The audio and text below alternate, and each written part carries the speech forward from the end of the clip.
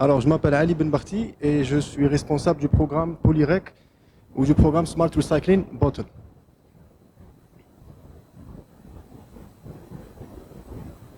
Ah. Ok, alors aujourd'hui je vais vous raconter l'histoire de Polyrec. C'est une histoire qui a débuté en 2019. En 2019, l'objectif c'était de créer une usine de transformation de plastique recyclé. Et c'est là qu'on a découvert le paradoxe dans le secteur du recyclage des déchets. D'un côté, on a réalisé qu'il y avait des entreprises de transformation qui étaient déjà en activité, qui avaient du mal à faire fonctionner leurs usines. Pourquoi? Parce qu'il y avait un problème d'approvisionnement. Et d'un autre côté, vous avez l'Algérie qui est un immense générateur, qui est un grand générateur de déchets. Et donc on a un gisement important de déchets. Donc c'était ça le paradoxe. On a essayé de comprendre pourquoi. Et on a découvert que le faible taux de recyclage, qui était de seulement 80% 20% des déchets produits qui étaient recyclés, donc ce faible taux était dû à des usines de recyclage non performantes, qui étaient dues parce que la quantité était faible et de mauvaise qualité à l'approvisionnement, et par tout ça parce que la collecte est difficile. La collecte était difficile parce qu'il y avait une insuffisance en matière de sensibilisation et de dispositifs de tri. Notre solution, elle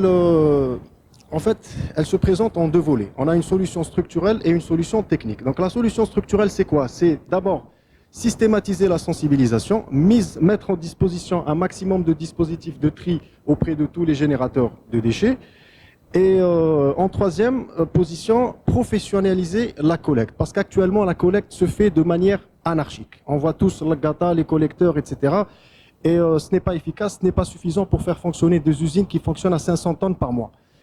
Donc techniquement, en quoi consiste la Smart Recycling Bottle? En fait, ce n'est pas juste la bouteille, mais c'est tout un business model.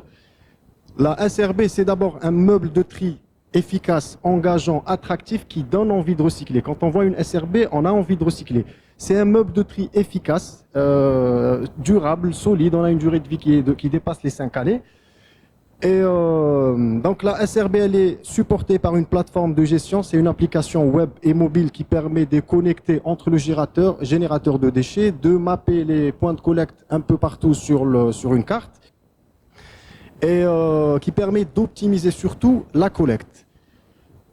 Et il y a une coopération élargie, c'est-à-dire que le modèle SRB fait participer plusieurs entreprises avec des responsabilités RSE, avec des objectifs de développement durable. Donc, pour faire simple, qu'est-ce qu'on fait chez Polyrec? On conçoit, on fabrique et on déploie des meubles de tri sélectifs. On fait de la sensibilisation, on fait de la collecte et du monitoring. Et en troisième étape, on fait de la transformation et de la valorisation. Donc là, on parle d'une entreprise qui existe déjà. On existe depuis 2019. Et là, on est dans la phase scale-up. On est en train de développer notre réseau. Donc, notre business model, en fait, nous, on poursuit un triple objectif qui est social, environnemental et économique. Donc socialement, on crée des postes d'emploi dans l'économie circulaire, on insère ou on intègre les chiffonniers ou les lagata qui ont des jobs qui sont pas décents. Ils vont fouiller au lieu d'aller fouiller dans les poubelles, nous on les intègre, on les forme, on les coach, on les bancarise et on leur donne un réseau à exploiter et on sensibilise. Valeur pour l'environnement, donc on collecte énormément. Notre point fort ou le point fort de notre réseau, c'est la quantité. Notre point fort, c'est l'efficacité. Donc, vous voyez les chiffres un peu. C'est pas, on fait pas de la collecte pour faire de la com. On fait de la collecte pour faire fonctionner des usines. Et pour l'économie, last but not the least, avec un réseau de 300 SRB, on peut assurer les besoins ou le fonctionnement de 10% d'une usine de transformation balèze. En plus des chiffres d'affaires qu'on peut réaliser à la collecte, à la transformation et ainsi de suite si on monte dans la chaîne de valeur en intégration verticale. Voilà, donc bon, c'est pas vraiment des concurrents, mais nous on est dans une relation de symbiose. On est ouvert à une collaboration, mais comme je vous l'ai dit, notre point fort par rapport à ce qui se fait actuellement, c'est la quantité, c'est l'efficacité et c'est la durabilité et c'est aussi l'inclusivité du modèle et une coopération élargie. C'est bon? Ah, 15, Nazel. Donc là, actuellement, on a développé sur Oran. L'objectif, c'est d'aller sur Mostaganem, Tlemcen et Sidi Bel Abbès d'ici 2026. Ça, c'est actuellement ce qu'on a fait. Ok. Ouais. Ah, t'as ما زعقش.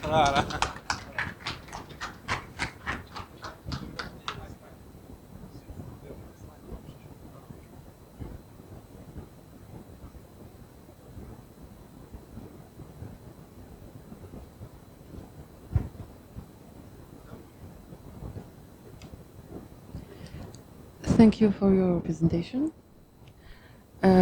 My question is about your model, your business model. Okay, you spoke about the scalability from the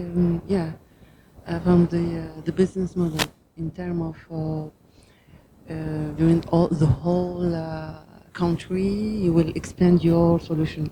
But the thing is, the technology and the technical model that you are using. Do you plan to improve it or go through other technology used? Oh, this is the question.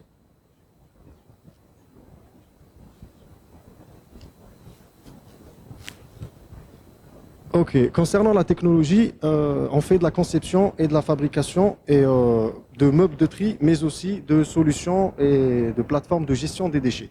Donc, notre objectif pour la scalabilité, d'abord pour scaler déjà sur la partie plastique, mais nous avons un objectif, c'est de développer notre chaîne de valeur en horizontal et en vertical. En vertical, ça veut dire que à partir d'une bouteille, on ne veut pas rester à faire seulement des light blue pellets, c'est la matière première rPET, Recycled PET.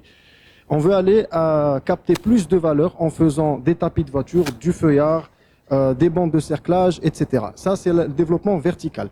Concernant le développement horizontal, nous, notre objectif, c'est de développer une grosse infrastructure pour la collecte de déchets au niveau national et à partir de là, étendre en horizontal. C'est-à-dire là, on est sur le plastique. Demain, on pourrait développer et utiliser notre réseau sur le verre blanc, sur le verre coloré, sur les huiles alimentaires, etc. Donc voilà à peu près notre stratégie de développement.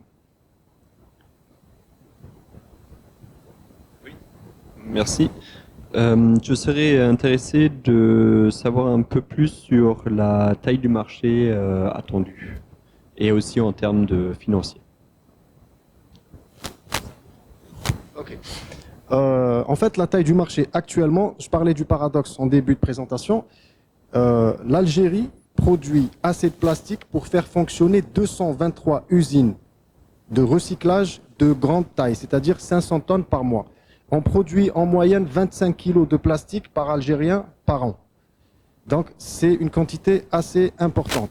Et le malheur dans tout ça, c'est que cette quantité, le gisement, il est là, mais il faut travailler sur l'exploitabilité de cette quantité. Et si on peut travailler sur l'exploitabilité, on peut améliorer la viabilité économique de toute la chaîne de valeur en aval.